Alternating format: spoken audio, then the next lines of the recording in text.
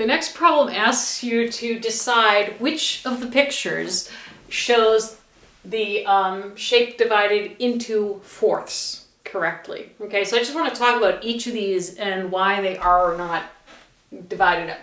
Here I have a rectangle, and this line divides it in half horizontally, this line divides it in half vertically. Half of a half is a fourth, so they're each a fourth. In this case, I have this original rectangle. This line divides it in half vertically. And then this line divides this part in half again. So I have half of a half, so that's 1/4, that's 1/4.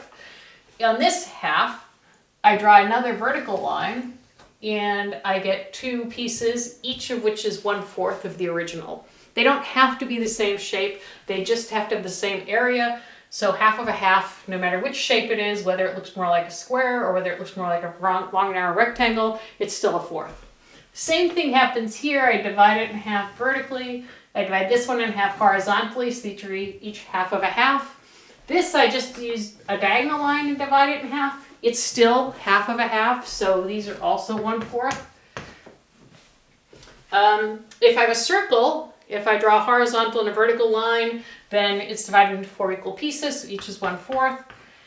In a circle, if I draw a horizontal line to divide the circle in half, if I draw another line horizontally to divide what looks like about this height over here in half, then this piece is smaller than this one, so that doesn't show fourths.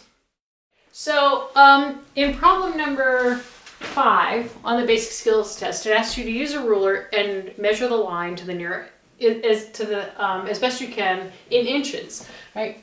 And so if this is our ruler, then you need to think about what does each line on the ruler mean.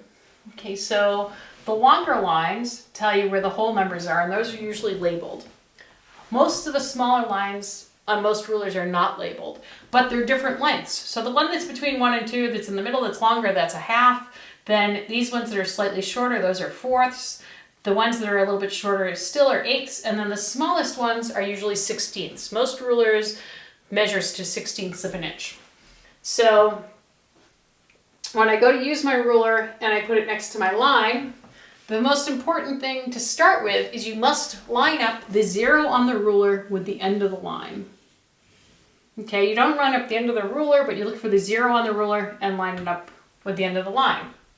And then, I'm going to make this a little shorter so it's a more interesting problem. And then I want to look at, here's the other end of my line. And if I draw down, it's this little line right here. And I can say, well, that's 2. And then I count, the smallest lines are 16ths. I count every single line, 1, 2, 3, 4, 5 out of 16. So that's 2 and 5/16 inches. These are problems 6 and 7 on page 2 of the basic skills test. And problem 6 says to rewrite the decimals as fractions. Problem 7 says rewrite the fractions as decimals. So in the first case, I have to rewrite this decimal as a fraction. If you read the decimal, it's 405, and then I count out, this is tenths, hundredths, thousandths, 10,000ths. So 405 10,000ths. And I can just write that as a fraction. If I read this number, I have 3 and 26 hundredths. I can either write that as 3 and 26 hundredths, or I can write it as 326 hundredths. Either one is correct.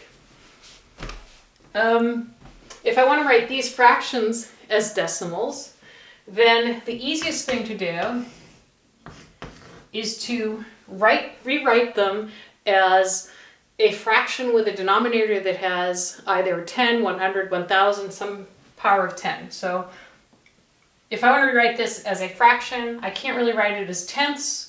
I can write it as hundredths, and I'd say 20 times 5 gives me 100, so 13 times 5 is 65.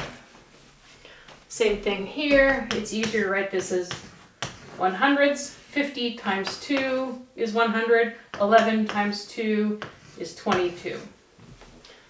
So once I have these fractions written with denominators of either 10, 100, 1000. Then I can just write the decimals. This would be 0.65 is 65 100ths. And this would be 0.22 or 22 100ths.